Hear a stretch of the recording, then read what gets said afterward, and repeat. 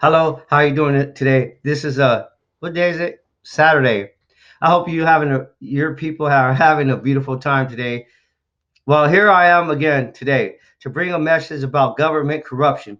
I want to tell you a story real quick on YouTube how a county in Kings County in Central California, in the United States, how a system that is bought and paid for by private investors and government corruption, and how a school district here in the West Coast in Central California is involved with the organized crime of the Nostra Familia, and how these women that are connected to Priscilla Collins, Jessica Santillana, Madeline Macacao,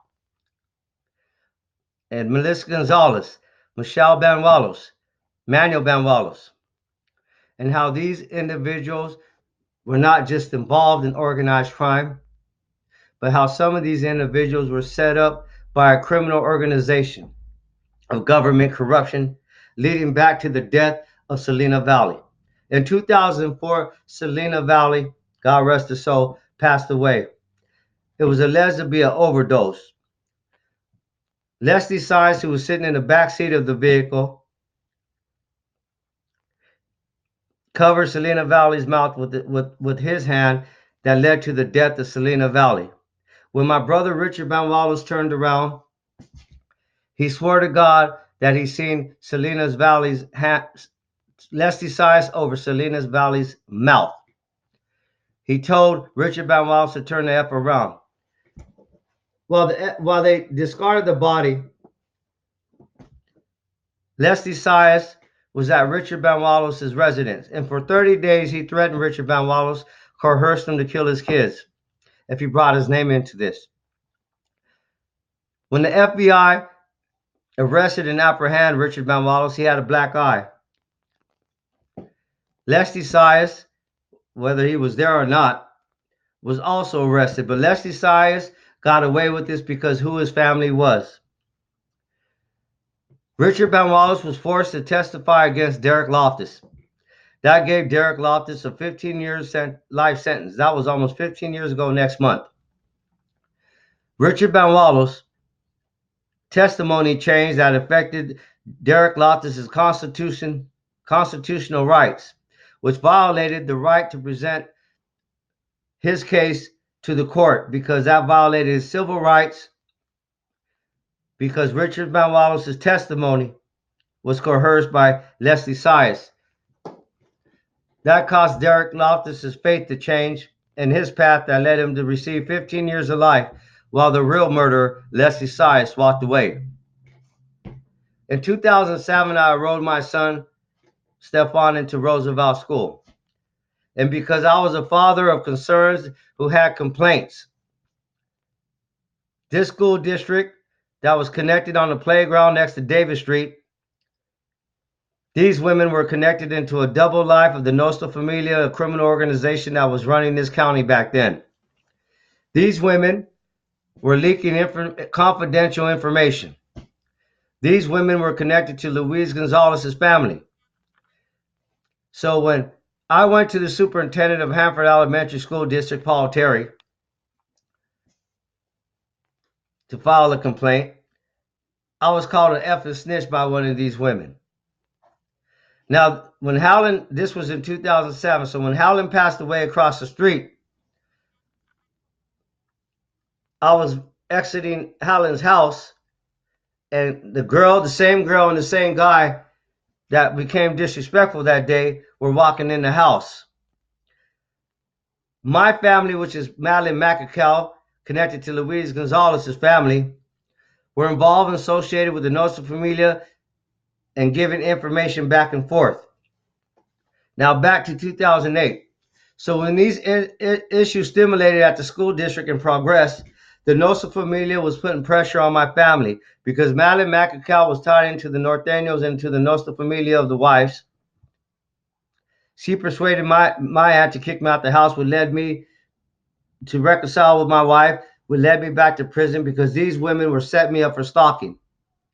But however, though, when they basically made all these games up back and forth on Davis Street because they were using these women in this neighborhood, They were all playing along. And all these issues of make-believe games were coming from these women connected into the Nostra Familia that were connecting to the Southern women and other women. They were able to manipulate a full grand jury investigation. While the school district diverted their attention to me, because I live next door, Steve DeSoto was shot and killed in 2008 because he was robbing the Nostra Familia's dope. In 2009, I was released from prison. Priscilla Collins became my parole officer. At the time when Priscilla Collins became my parole officer, there was really not a problem. She knew that there was firearms in the residence of Carl Wilson's house. But Priscilla Collins never did a follow-up check, so I stayed at Carl Wilson's house. Madeline McAcow, who was pregnant by her old man, who's a Norteño, because she was sleeping with Carl while pregnant from her old man, convinced Carl to kick me out the house. So that led Priscilla Collins to place me into a program illegally and illegally mandated me. I never walked to the company Quality Food Distributors that led back, whose sister-in-law worked at the same school district here in Hanford, California. Everything was set up because this had to do with government corruption and the bridge to our neighborhood and our community of organized crime. In 2010, when the Nostra Familia was apprehended, on September 10th of 2010, Robert Hernandez was shot and killed. In December 21st or 22nd, I was poisoned and nearly killed. Now, these issues that happened here in Kings County did not come from Fresno County. These issues that happened here in Kings County came from Jessica Santillana, Priscilla Collins, Luis Gonzalez's associates, Madeline McAcow, and a criminal organization that was linked into the Nostra Familia. All these years later, our families have been torn apart.